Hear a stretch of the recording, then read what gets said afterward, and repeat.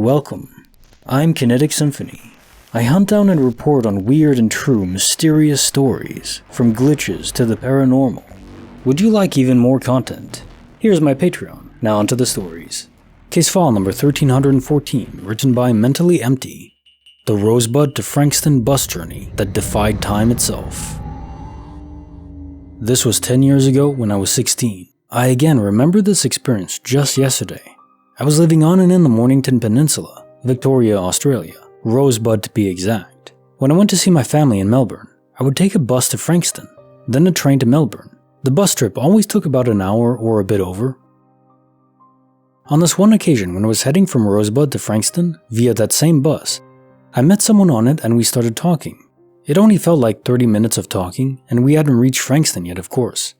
All of a sudden, I received a call from my father, who was traveling to visit that day. He was acting a bit aggravated, asking where the hell I was. I responded with, "Dad, I'm on the bus like I told you 30 to 40 minutes ago."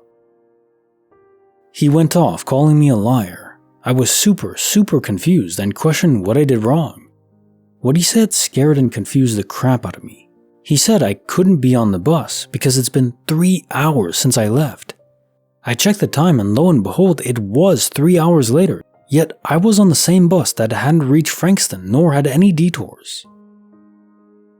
I asked the people on the bus to check the time and how long we were on the bus for. They checked and looked up at me slowly, wide-eyed, also frazzled by how the hell the time could have jumped. I repeatedly tried to assure my dad I was still on the same bus and don't understand how the time jumped.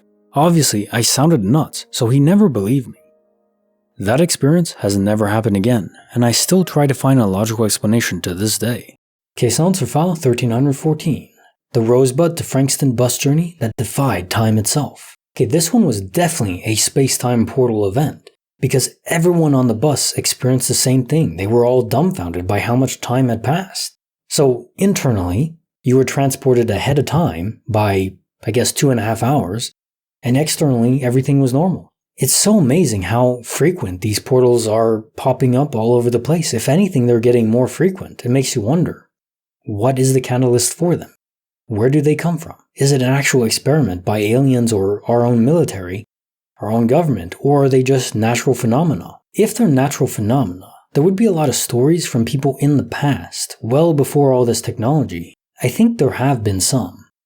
My guess is they're natural phenomena that the military has been studying, and now they've developed technology to specifically target locations, to tether them, almost like the Portal game where you can connect two locations, or periods in time as well. I don't think all of these are random, but some of them are. Case file number 1315, written by wylderpixie. The mysterious door locked in my mind. I have aphantasia, which is relevant to the story. I can't visualize things and I have no visual memory. I remember the things I see by having a constant narration in my head, and I can remember what I thought. So my little brother was always terrified of the basement and would not, for the life of him, go down there. I was also a bit older, so I had to be braver. I was always the one sent down to go get stuff. My brother and I were talking about the basement one day, and I was prying about why he was so scared. He would barricade the door at night and stuff. He told me he sometimes hears things from down there, scratching and weird-sounding talking in some language he didn't understand.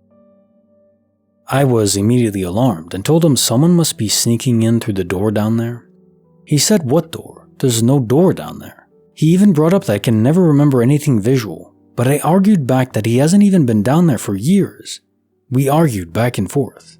I went downstairs and came back up, proud to declare that there is indeed a door down there. He got really pale and upset and asked my dad if there was a door in the basement. My dad laughed and said, "A door to what? It's underground, of course not."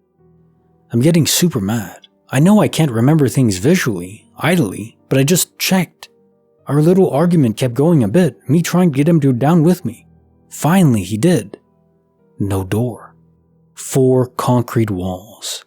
I wailed, "But I've been inside!" My brother and I ran upstairs and barricaded the door, and neither of us would go down again. Case answer file 1315. The mysterious door locked in my mind. This was interesting, and especially bringing up aphantasia, which is something I've never even heard about before this, where you can't picture things in your mind. And looking it up, there's actually different grades of it, where some people can picture things extremely clearly, and there's like 5 to 0 or 5 to 1, where at the bottom level, you can't picture anything at all. I think I'm like a mid-level, where I can picture things somewhat clearly, but not as crystal clear as, looking at something directly. I wonder, do any of you suffer from aphantasia? And if you do, how do you cope with it? To not be able to visualize anything, wow, that would be an entirely different experience for sure. Kind of makes you think about the people who who don't have an internal voice in your mind, in their mind either.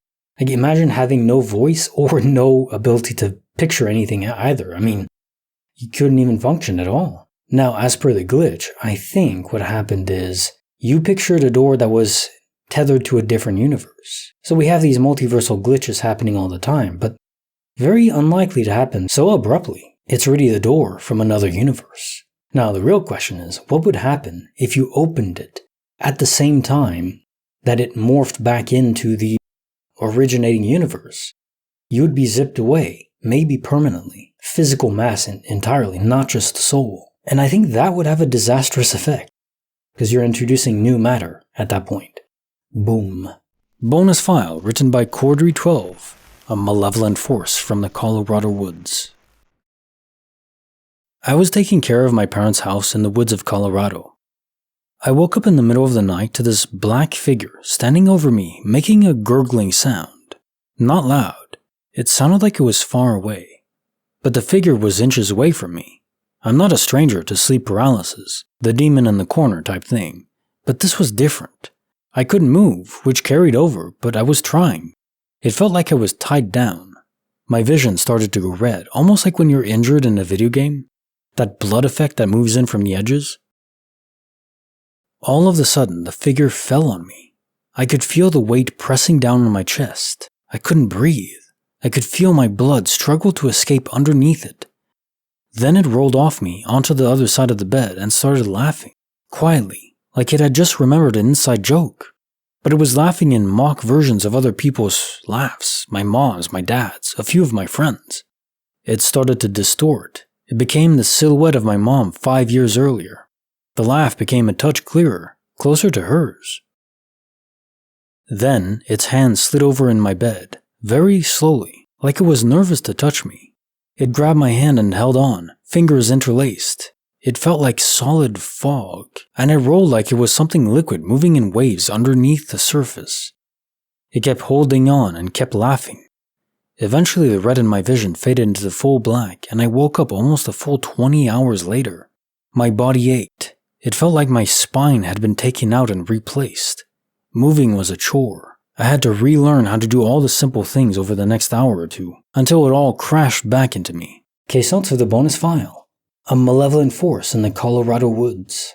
I do think this was still sleep paralysis. However, maybe sleep paralysis isn't just happening in our own mind. Maybe spirits are interfacing with us in those moments of between sleep and waking up. And maybe certain people draw in these spirits for some reason. It's almost like some people have mosquitoes drawn in. I'm not saying all spirits are like mosquitoes. I'm just, going by comparison for attraction. And maybe some people draw in the evil spirits that really are not good for us. And I can't say this was good for you. Terrifying is the only word for it. And now time for the quote of the day. Our deepest fear is not that we are inadequate. Our deepest fear is that we are powerful beyond measure. It is our light, not our darkness, that most frightens us. We ask ourselves, who am I to be brilliant, gorgeous, talented, and fabulous? Actually, who are you not to be? You are a child of God. Your playing small doesn't serve the world. We were born to make manifest the glory of God that is within us. It's not just in some of us, it's in everyone. And as we let our own light shine, we unconsciously give other people permission to do the same. As we are liberated from our own fear, our presence automatically liberates others. Timo Cruz. I think part of this is actually false modesty, which I don't like. There's different scales. There's false modesty, pride, and hubris.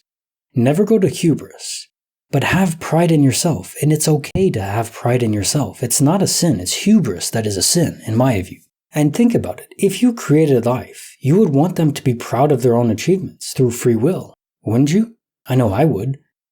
I wouldn't want them to be too full of themselves, but I would want them to like themselves and really to realize their own potential as much as they can. Because we are all different. We have different starting points and different genetics. But realize the best you can of yourself, that's all. And then be proud of it. You deserve it. Subscribe, hit the bell, like the video. Kinetic Symphony signing off.